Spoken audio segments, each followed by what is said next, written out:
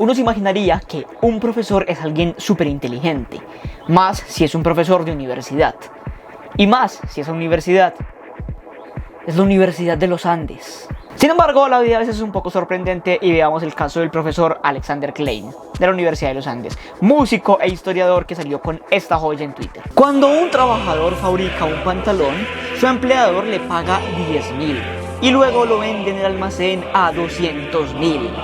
Gracias a ese enorme excedente, el empleador se vuelve rico, mientras el trabajador vive pobre. ¿Ya ven por qué el capitalismo se opone a cualquier reforma laboral?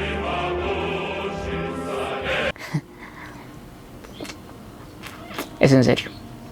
Al parecer, para este profesor de la Universidad de los Andes, el trabajo de hacer un pantalón es algo más o menos así.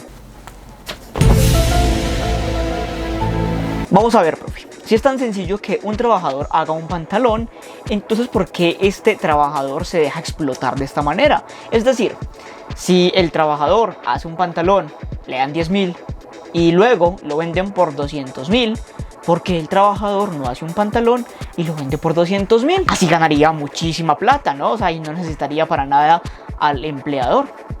Ah, es que es cierto, se me olvidaba.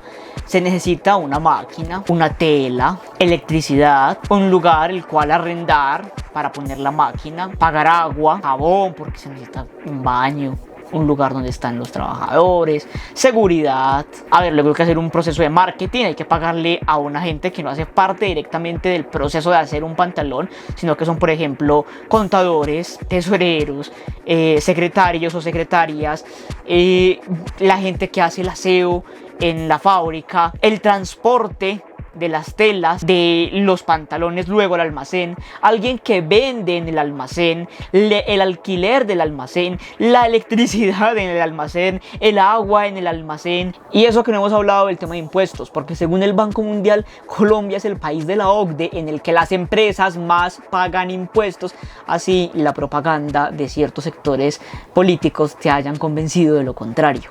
En Colombia, el tiempo promedio para que una empresa reciba retornos, es decir, empieza a percibir ganancias, es de 3 a 5 años. En la mayoría de los casos, los empresarios no devengan mucho dinero durante ese tiempo, mientras que le tienen que pagar a proveedores y a empleados por lo que hacen. A eso súmele que en Colombia la tasa promedio de ganancia durante los últimos 100 años, durante el último ciclo, es del 4 al 6%. Es decir, a ese pantalón no se le ganan 290.000 pesos como usted sugiere, sino alrededor de 13.000 pesos más o menos. Vamos a ver, en Colombia el 99% de las empresas son MIPYMES, microempresas, y ese 99% de empresas que son MIPYMES generan el 80% de los empleos del país. Es decir, que si una persona está empleada en Colombia en una empresa, lo más probable es que haga parte de una de esas empresas que son microempresas, empresas pequeñas, empresas que no tienen un gran presupuesto y en las cuales muchas veces sus dueños, como ya mencioné antes, no ven ganancias y cuando las ven son ganancias muy bajas.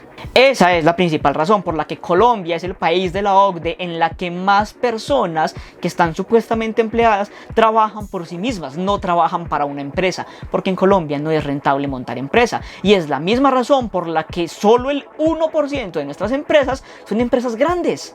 Solo el 1% logra ser empresas grandes y muchas veces son empresas que vienen de otras partes a aportar a la economía colombiana generando empleos en empresas como tipo Home Center, Falabella y demás, que son empresas enormes pero que son un 1%.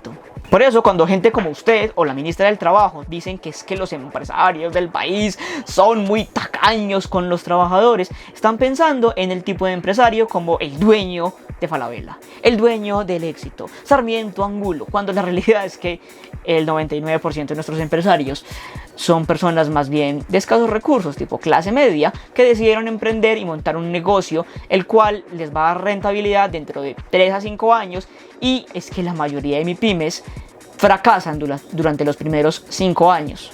Precisamente porque en Colombia es muy difícil hacer empresa. Así que normalmente, en la mayoría de casos, esa platica que invierten se pierde. Esta es la razón por la que normalmente los ministerios del trabajo terminan siendo los ministerios del desempleo en Colombia, porque están llenos de personas que piensan como este profesor o como la actual ministra de Trabajo, una comunista, admiradora de Chávez y de Maduro, que nunca han generado una empresa, no saben cómo se genera una empresa y no saben cómo hacer para que sea rentable y generar buenos niveles de vida para sus trabajadores. Yo me pregunto, profe, ministra del Trabajo y toda esta gente que dice que nuestra clase empresarial es tacaña, pues ¿por qué no montan entonces ustedes una empresa y le dan trabajo digno a mucha gente? O sea, es que sí es tan sencillo, ¿no? Finalmente, cabe resaltar que la ministra del Trabajo ahora dice que es mejor que haya desempleo. Es mejor que de 4 empleados despidan a 3 y le den empleo a 1, pero bien empleado. ¿Y qué va a pasar con esos 3 que quedaron desempleados? Nada, pues el Estado colombiano los acoge, les da trabajo en el Estado, con plata del Estado, es decir, plata que ponen todos los ciudadanos. Vamos a ver, ministra. Colombia tiene 3.300.000 desempleados actualmente. Pagándole un salario mínimo a cada uno, solo el mínimo, estaríamos hablando de que a estos trabajadores se les va a pagar 1.600.000, teniendo en cuenta el pago de prestaciones y demás, lo cual sumaría al mes una cifra de 5 billones de pesos. Es decir, que el Estado al año tendría que destinar alrededor de 63 billones para cubrir la nómina de estos 3 millones de desempleados que van a ser parte ahora de la nómina del Estado. Eso teniendo en cuenta el mínimo actual. Se supone que va a subir para el próximo año y 63 billones. O sea, ni la reforma tributaria que están haciendo ahora logra recaudar 63 billones. Ahora dígame, señora ministra, si va a ampliar el número de desempleados del país, ¿de dónde va a sacar la plata para contratarlos en el Estado? Así que bueno, queda claro que no por ser profesor o por ser ministra del Trabajo, comunista, admiradora de Chávez, se es una persona inteligente y se entiende cómo funciona más o menos el movimiento empresarial del país.